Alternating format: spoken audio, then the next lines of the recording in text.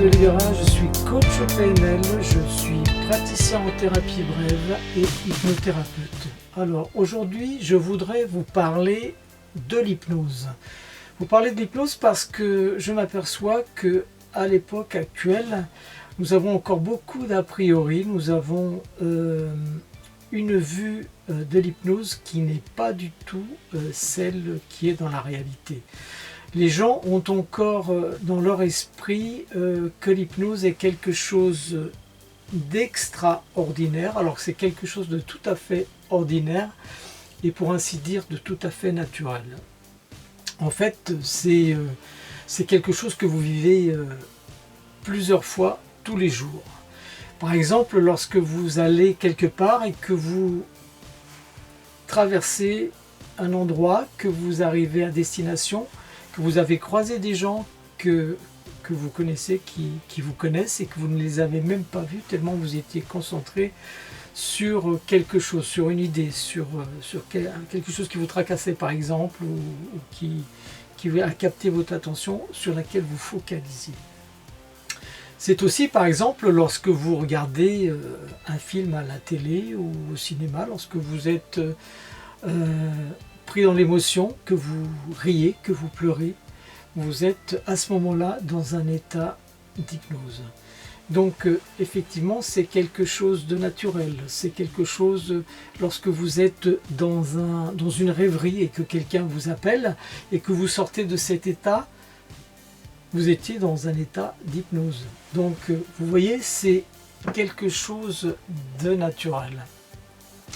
Et alors, lorsqu'on pense effectivement à un hypnotiseur, la première image qui nous vient, c'est de voir quelqu'un habillé d'une certaine façon assez mystique, assez bizarre, alors que aujourd'hui c'est pas du tout ça. Ça c'est ce qui est véhiculé à travers les romans, dans les films, etc.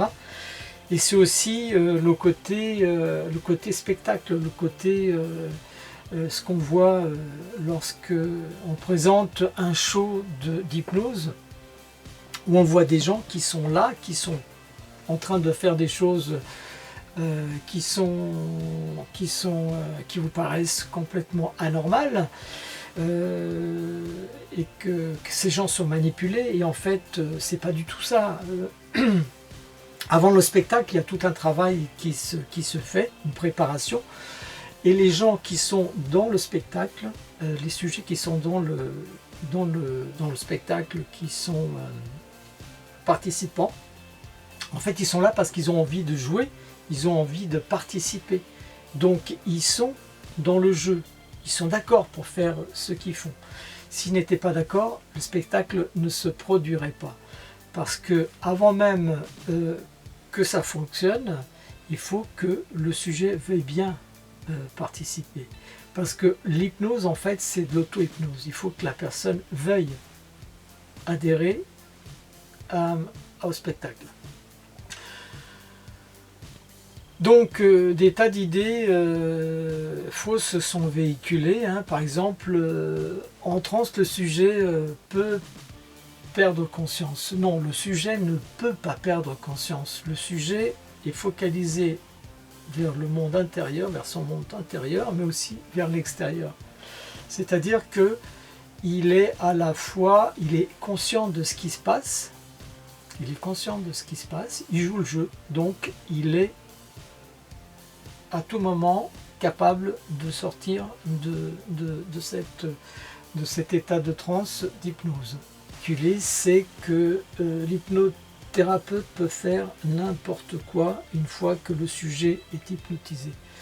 Là aussi, c'est complètement faux, parce que le sujet est dans le cadre du comme si, c'est-à-dire que il va suivre les instructions de l'hypnotiseur qui va lui dire faites comme si, il ne le dit pas forcément, mais le sujet lui il le sait, il est dans le cadre du comme si, donc il joue le jeu.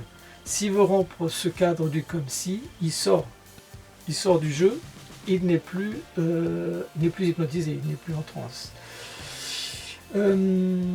D'ailleurs, si il arrivait quelque chose à l'hypnotiseur qu'il tombe subitement d'un arrêt cardiaque, qu'il lui arrive quelque chose. Au bout d'un moment, le sujet, il va s'apercevoir qu'il se passe quelque chose et du coup, il va sortir tout seul de la transe. Voilà quelques idées préconçues qui font que les gens, encore aujourd'hui, croient que l'hypnose est quelque chose de mystique, de bizarre, d'étrange et pas naturel du tout, alors qu'en fin de compte, c'est quelque chose qu'ils vivent tous les jours.